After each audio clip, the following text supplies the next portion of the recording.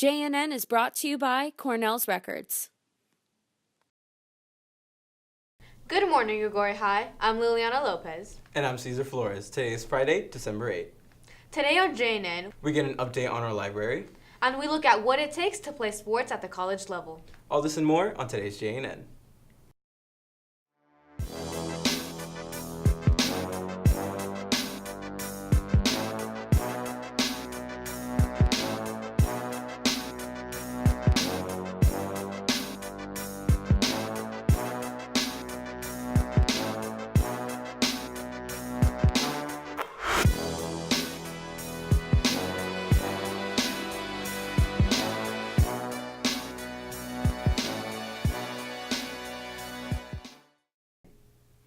Project Change is holding their first ever Friendsmas celebration tonight in the NPR from 6:30 to 8:30. You can buy your ticket in End 109 during school or at the door tonight. Next week, Leadership will hold a holiday spirit dress-up week. On Monday, wear your favorite ugly sweater. Tuesday is Blizzard Day, so wear all white. Wednesday is Pajama Day. Thursday's Family Photo Day, wear a flannel to school. Friday is Elves vs. Santa.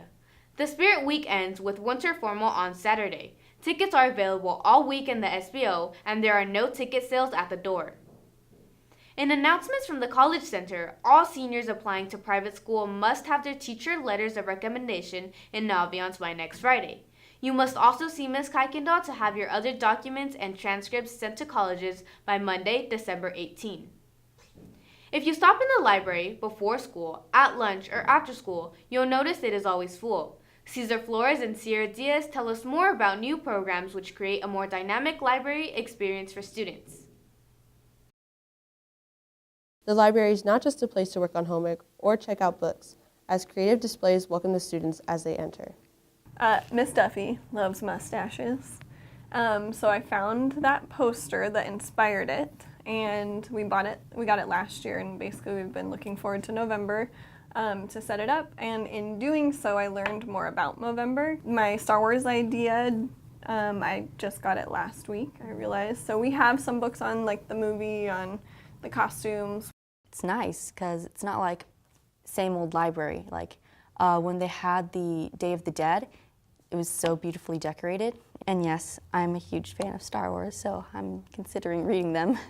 Our displays really help just bring out different books that otherwise sit there on the shelves unless someone specifically looks for it, to make it easier to browse for something and hopefully raise awareness. Whenever you need a book, Mrs. Duffy or Miss Fredrickson will get it for you. Most libraries don't do that. Like, they're like, well, we don't have it, so you can wait for like a couple weeks, but they always order it right away, and then it'll come to me like the next week. In addition to reaching out to students on campus, the library has expanded to various social media platforms as well. So last year we started an Instagram account for the library. We just added a Twitter account this year also, and it was interesting to me to see how many libraries are on social media and how they use it. But part of it is, sharing those stories and featuring books. From the moment you walk into the library, it's clear to see that Duffy and Fredrickson are creating a more dynamic experience for readers overall. Reporting for JNN, this has been Sierra Diaz and Cesar Flores. Look out for new Star Wars themed decorations in the library this month. Dance Production Show is next week, Thursday and Friday at 7. The theme of the show is hip-hop, and tickets are $6. Many senior student athletes have already signed to play at colleges, and other juniors and seniors are currently in the process of recruitment. While some believe that talent alone will get you a scholarship, the process takes a lot of hard work and time on the athlete's part. Alyssa Bartlett brings us the story of what it actually takes to be signed at the college level. Many students dream of one day playing a sport in college. The fact is that less than 7% of high school athletes actually go on to play at any collegiate level, and less than 1% receive a fully funded scholarship. The trick is knowing how to find the college that is perfectly matched for you, both athletically as well as academically. I started the recruiting process since I started travel, but it didn't get more serious until I was like about 14. From then on, until I got recruited, I just kept putting hours and hours in. My coaches and our team managers had us put together a list of schools that we would be interested in going to. And we would research those schools and figure out if they have our majors, figure out the tuition there. I learned about so many schools that I had no clue even existed during my recruiting process. And then we had to find all of the coaches' emails and we were required to send them emails once a week. First paragraph was introduce yourself. Then the body paragraph mainly was about your times, what you can bring to the team, meaning like your attitude, your positiveness. And then the last one was just like more academic, saying like how you do in school and how you can prepare yourself for college. The ability to reach out to colleges and communicate with coaches is now at your fingertips.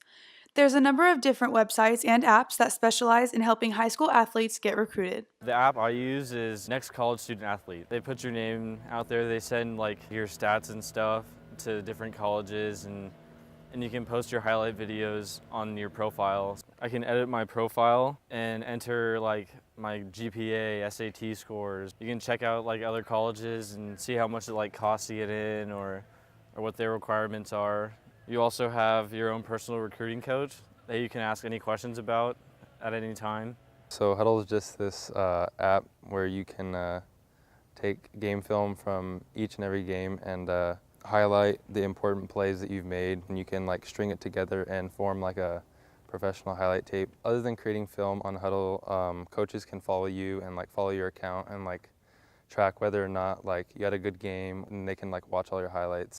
While every athlete's journey to the collegiate level is different, the dedication, hard work, and sacrifice is all worth it when you finally get the right offer and get to sign your letter of commitment. I traveled to different states to go to camps to try and go up against the best competition in the nation. The tougher competition you go up against, the better you're gonna get. When I grew up, I was always nervous like to go to camps and to go like pitch for a team that wanted me, because I never did it. I knew people that like new colleges and new college coaches. If I would have just expanded my horizons and not been so shy, then I probably could have opened the door for more stuff. I missed out on a lot of school dances and football games because I was going and playing softball. But now that like I've dedicated so much time to this sport and to getting to where I am now, it's totally worth it, and I like don't regret missing out on those things because I'm gonna have like an opportunity to do something that not a lot of people get to do. I get to play college sport. Reporting for JNN, this has been Alyssa Bartlett. Today, we have a few announcements from the SBO. School photo packages ordered at Claw are still in the SBO. Please pick up your photos if you have not already. Cap and gown order forms were due last week Friday. All seniors need to complete this form, and you can pick one up in the SBO. Johnston's will be on campus next Thursday for cap and gown orders. They will be in the library from 2 to 7. The next payment for the Disney senior trip is due in 2 weeks on December 22nd. You can pay any time before then, but you must have your deposit by the deadline. Now, we're introducing a new segment to JNN called Unchained. In every installment, Lauren Bennett will highlight different small businesses and restaurants in the local area, perfect for students. Almost every weekend, my friends and I find ourselves lost, trying to decide where we want to eat or hang out. But I'm here to put an end to this nonsense. I'm Lauren Bennett, and in my new segment, Unchained, I'm here to show you that the 209 has more to offer than big box stores and chains. Downtown Salida is home to many local businesses, but none more iconic than the local taco trucks that line the street. These are perfect for after-school snacks with friends, and I'm here to find out who has the best taco. Our first stop is at El Hidalguense Taco Truck. It is located on the main street next to Ocampo Tires. At each taco truck, I'll be ordering one beef taco, and at the very end, be comparing them. Ready, yeah.